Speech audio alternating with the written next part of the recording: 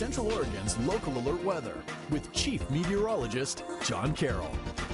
Well, folks, the Darlene fire has been throwing smoke up for the past 24 hours. It will continue to do that for several days now. The good news is it's blowing into less populated areas. The bad news is it's going to continue. So let's take a look here at the Prineville Reservoir. Ken, we do have partly to mostly cloudy skies. It was breezy in Prineville, and you could see the surface of the water with a little bit of chop on it, but really not all that bad. Here is a live look from Aubrey Butte, and you can see that smoke plume there from the Darlene 3 fire. It's not a straight up column. It's getting clipped off by some of those winds, and it's not nearly as hot as it was yesterday, getting that vertical column going. But generally, as we move forward and take a look at our weather headlines, we're still going to be breezy, but we're going to be significantly cooler tomorrow with highs only in the 70s. Today we were in the 80s. Warmer this weekend, so that cool down just one day.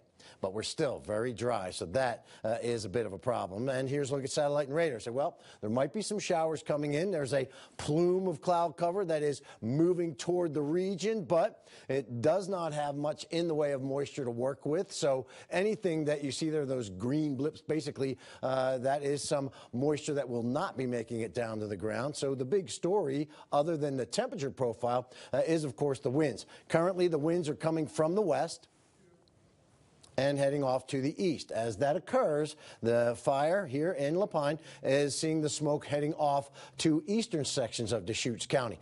Gusts are rather significant off to the east, and we're still seeing them in the 20 to almost 30-mile-an-hour range along the 97 corridor, but again, blowing all the smoke away from populated areas. Here is the perimeter of the fire, and here's the area of concern that may be consumed by this fire as it translates off to the east. So the fire weather tonight does have cloudy skies early, then some clearing, and then we will be seeing those transportation winds moving it off to the east. Right now we're 74 degrees in Redmond, 79 in Bend, and you can see those winds 16 and 25. Highs today 70s and 80s, so a far cry from our 90s yesterday.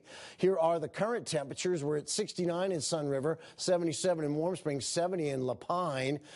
Overnight lows will be in the 30s and 40s, and we'll still hang on to the 50s tonight up in Warm Springs. And then the highs tomorrow, these are remarkably different from where we were yesterday by 20 degrees. 72 in Bend. We were 92 yesterday. 73 in Sisters is what I'm expecting. And that's good news for the firefighters, because when you do have that cooler air, fire activity tends to relax a bit. Not completely, but a bit. We'll be in the mid-40s as we get down into the wee hours of the morning. So why are we going to cool down?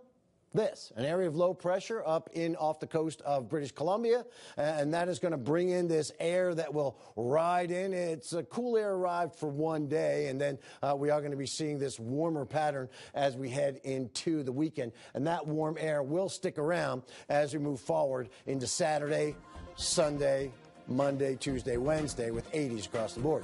That's a look at your local alert weather.